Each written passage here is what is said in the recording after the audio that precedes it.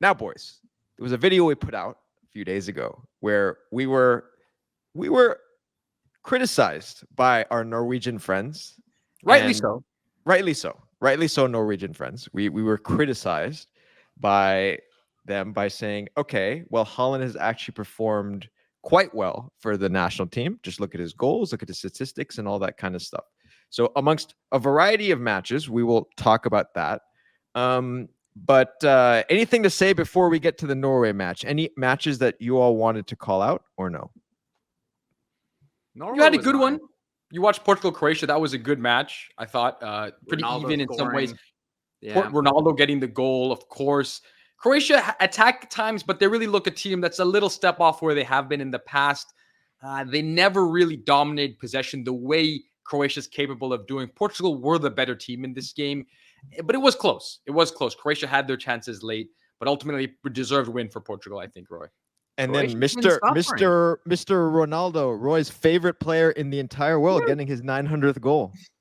Mr. 900th Argentina, goal. Roy, Mr. Argentina, right over there. What happened with that? What are you going to say about that? Let me just say you are making an insinuation of me that is false. Let me say right now, I am not one of these plebs who despises one of the two greats of our generation. I love both players. I love watching both players. I absolutely love watching Ronaldo. I root for him. I just don't think he's better than Messi, and that's me being a realist. Come on. Everyone should think the same thing. Let's be real. But I root for him. I'm excited when he scores. I thought it's beautiful. How old is he now? Is he 30? He's hitting 40. I know he's 39. That is incredible. That's 900 is incredible. It's the guy is insane. a machine. And look who It he's is scoring insane. against. He's scoring against top teams. Croatia is not a top team at this Croatia time. is a top team. Croatia they is a were top About team. being a runners up top in the last team. Nations League. Roy. Croatia is a Runners up top in the team. last Nations League, third place in the last World Cup. I don't know what we're talking about here. Yeah, look at the Euro. Come on. Euro was haven't not been their good turn. recently. The Euro is not their turn. We'll talk about Croatia another time. We of course are big Croatia fans. But today now is to talk about our goal is to talk about Erling Haaland and his performance for Norway. Because again, Norwegian fans, I want to invite you into this conversation. Rah, you want to start this off? Because there's a lot to talk about here. It was obviously a 0-0 tie against Kazakhstan, who's not a bad team, by the way. Kazakhstan is actually a fairly good team. Yeah, I think, first of all, it's a good segue from Ronaldo to Haaland because Haaland has the potential to be that and more. I mean, he's unlike any forward we've ever seen, no doubt. And we deserve some flack for coming in perhaps and not really delving into the Norwegian team when we last talked about Haaland. We sort of hinted at the fact that he struggles with Norway, but maybe we didn't give him enough credit. He scored. He's the second leading scorer for Norway, so he's done a lot. He's going to break that record very soon. But the knock on him, and this is a valid knock, is that he's done it against teams that are weaker.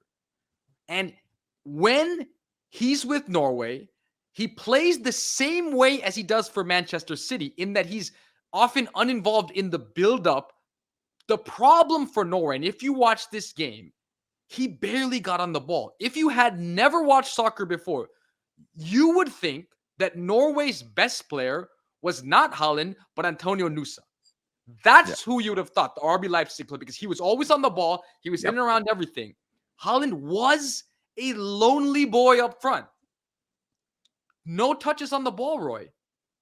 Yeah, and that is, I wouldn't say it's a problem. I still think he is the best forward in the world right now.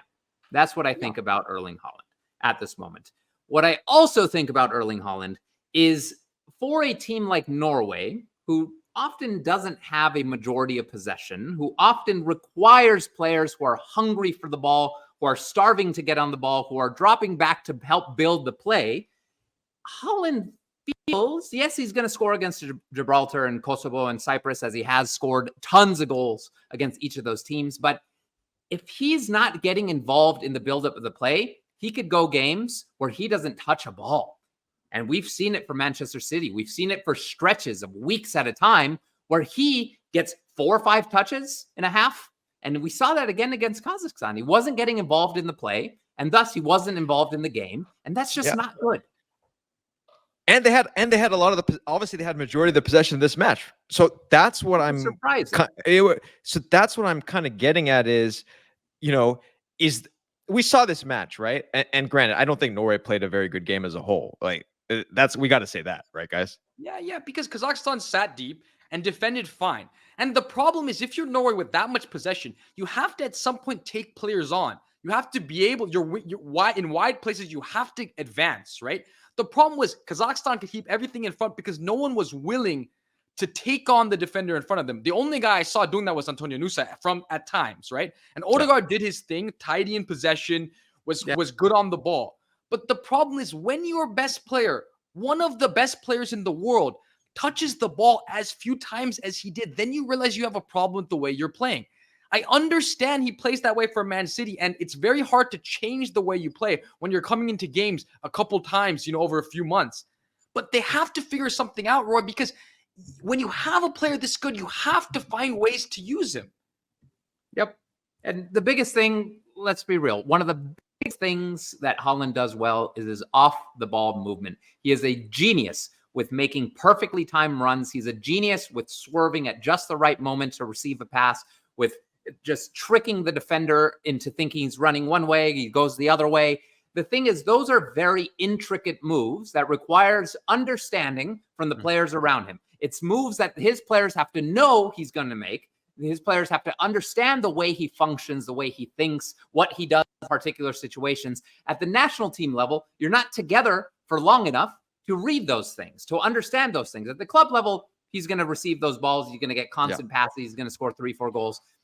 Also against smaller teams, against Gibraltar, Kosovo. One would think against Kazakhstan, they would do the same thing, but Kazakhstan is a step above these other teams. But he's making great runs. He's making great movements.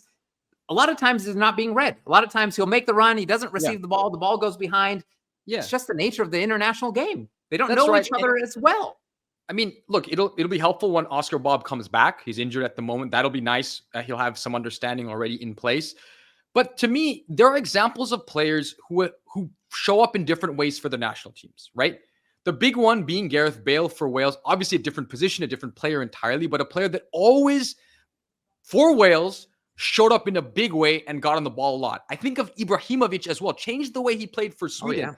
He was always on the ball. Now, of course, they're different players than Haaland. Haaland is a unique player.